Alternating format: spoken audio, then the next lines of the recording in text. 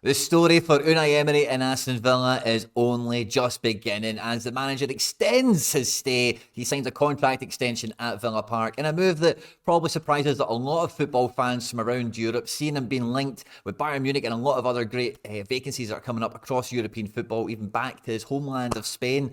But if you've not been paying attention, you won't see how good he's got it at Aston Villa, and really that the squad he's got at his disposal are really just in the early beginnings of doing something very special. We've seen them have a bit of a title challenge for a minute or two there while really controlling the run for the top four all season long. Have booked himself into a European semi-final and really, coming into this summer, Aston Villa were to strengthen from a position of strength for, maybe the second year you might argue in a row, but really probably for the first time on this level in the memory of man. At Aston Villa, Unai Emery has at his disposal absolutely everything that any manager worth their salt, any manager with real ambition would want to have. Any manager who wants to go and reach the top of the game will want to have the allure, have the attraction and the finances that the Premier League offers so that you can use your wit, you can use your scouting department, to fit your system, and you don't need to worry about other clubs come into the bidding and all the rest of it. Being the number one choice for players to sign for gives you a great advantage really when it does come to squad building. Speaking as a Celtic fan, we love it when players come and want to play for Celtic and really do want to try their best and all the rest of it. But you know that like 90% of them are thinking, if I could get a move out of here to somewhere that pays more money to a bigger league, then you're going to take it. And with the Premier League clubs, they just don't have that. They are that club. They are top of the food chain in that regard. And when Unai Emery comes in, when you see Monchi's in the background as well, and with the transfer window that's been the transfer windows that have kind of happened concurrently back to back, you really see that if he was to leave and have a different scouting department, different sporting director, he's kind of done that all already. This really is a team that could go on and achieve some special things. And it might end up becoming Emery Villa Football Club, because this weekend they are playing Cold Palmer Football Club in the Premier League. And it must be said, Mauricio Pochettino and Chelsea, you would think both of those things would actually be the way you would be describing Emery and Aston Villa, with all the resources, the amount of players and wealth that Chelsea always have at the tip of their fingertips and in every transfer window seem to get their hands dirty with as well. But it has not went that way for Chelsea, really post Roman Abramovich, as we know. But for me, Mauricio Pochettino is one of these managers out there that, especially when you put them in stark comparison to someone like Unai Emery, for me, I just think they're always overhyped. The expectation level around them throughout their career really has been a little bit overinflated. Unai Emery has had to, I know he's had some really good jobs and all the rest of it, but especially with this Villa team, you really do see the epitome of his graft, his endeavour, his style of play, and really as a coach and a manager, the value that he brings to the club and the first team, which is, these are all the real ingredients that makes up an elite level manager. And for me, Mauricio Pochettino definitely misses some elements of this, and it's written all over this Chelsea team. Coming into this game at the weekend, Villa are sitting pretty in cruise control in fourth place, points on the board. 4 games to go, a European semi-final. This is the final furlong. This is where, it could really all come together. And Chelsea, as we see here, marooned in 9th with maybe a faint chance of getting into 7th if Cole Palmer can continue to be the one-man band that he's been so far.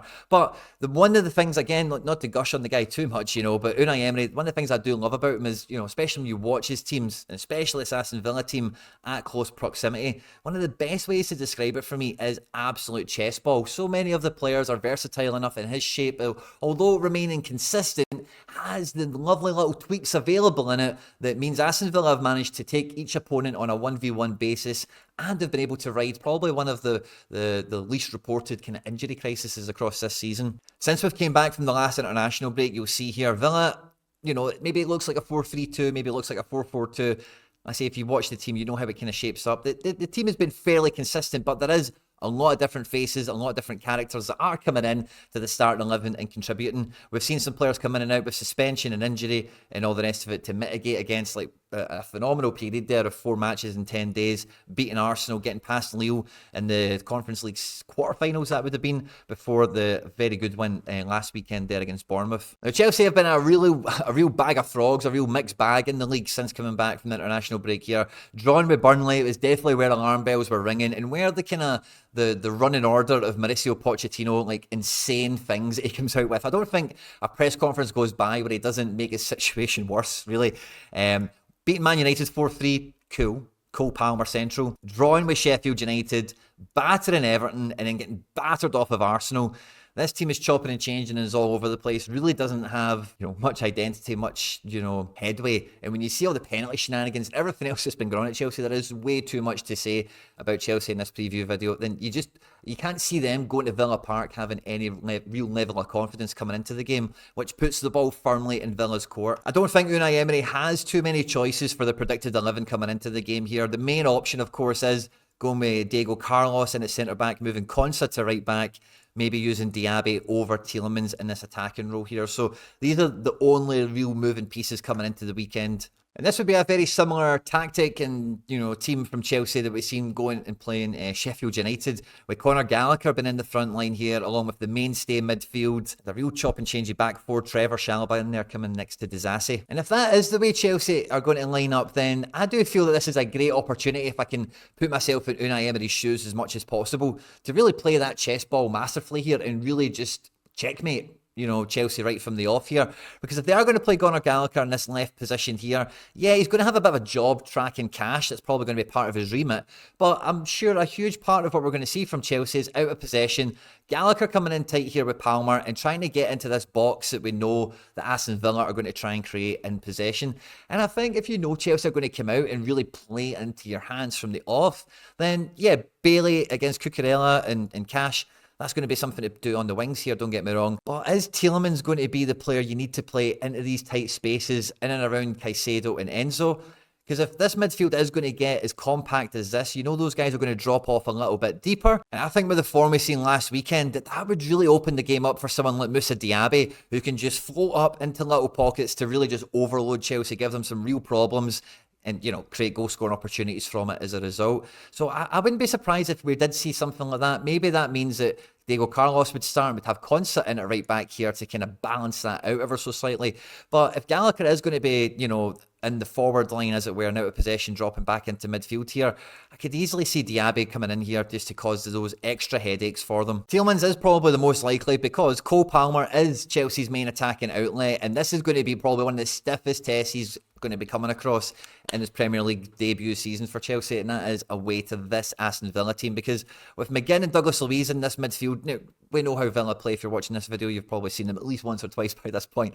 And, these guys aren't defensive midfielders, but they're fantastic at protecting the space, playing in the system, and defensively 1v1, very few players, get one over on them or get by them in very many cases. So going man for man in this midfield here, and then just maybe allowing Gallagher to, try and give Chelsea that, level playing field by adding an extra man into this.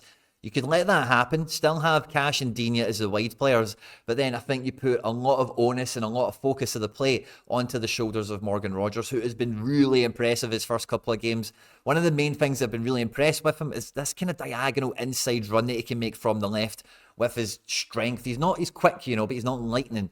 But he's really strong. He's got a good eye for, the right pass or shot to make. And like you've seen with the goal, he can actually make it happen for himself. So I think Morgan Rogers on this side here will have a really good test, because Axel Disasi is a real physical presence. And if he's going to be in at right back, or maybe it's going to be Chalobah out there with Disasi in here, either way, depending on how it shakes out, this is going to be a real test for him. And this, I think, for Aston Villa fans and Unai Emery, will be a litmus test as such. Like, can Morgan Rogers really make a big difference for Aston Villa in a Champions League group stage setting, for example? He's obviously still developing. You don't write a guy off after one game, but this will show you kind of where he's at, how far he's got to go. And, if he was to absolutely run the show on this left-hand side here and give these guys a real headache, you'd see that the likes of Watkins will be getting involved in goals, and maybe Leon Bailey, Moussa Diaby, whatever from the other side, as well as any other players coming to support in from midfield. So I think Morgan Rogers could be a key part of this game here today, because I think you would say Thiago Silva and Cucurella is the stronger side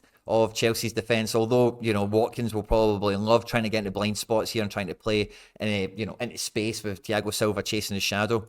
That puts a wee bit more pressure on Cucurella and Chalobah and Disasi to, be a bit more compact, be a bit more narrow, and, deeper, not give that space in, which again makes me think somebody like Diaby would cause a lot more problems than Tielemans. Tielemans was really good last week at getting the ball deep, carrying it into the next line of play, and then playing the ball here.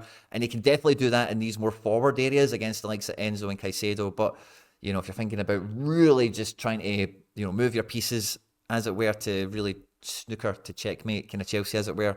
Maybe Diaby from the beginning just really puts them on the course, really puts them on the back foot. And then you're kind of taking the supply away from Palmer a little bit. You're then asking him to come even deeper to get involved in the play. And then you're asking the likes of Madueke, Nico Gonzalez, Mudryk from the bench, you know, whoever else is going to be called upon, Gallagher even, who's on the pitch, to carry the ball. And then maybe you've marooned the best player in an ineffective area of the pitch. So it's going to be an interesting one in that regard. I think Villa, firmly for me, are going to be favourites for this one. And like we've seen all season long, and we've seen it last weekend, Villa are in the habit of scoring 3 goals. And at home, they are, it doesn't matter if you think, Bournemouth are winning 1-0, maybe they just get by us with a 2. They go. And even when the squad isn't that deep, you still feel the bench keeps a bit of zest, keeps a bit of vigour in the squad. And I think, again, Aston Villa will be able to use their bench much, much better than Chelsea in this one. And I feel that this is going to be a game where it is going to be a real stark contrast and comparison from Unai Emery and Mauricio Pochettino for the current state of,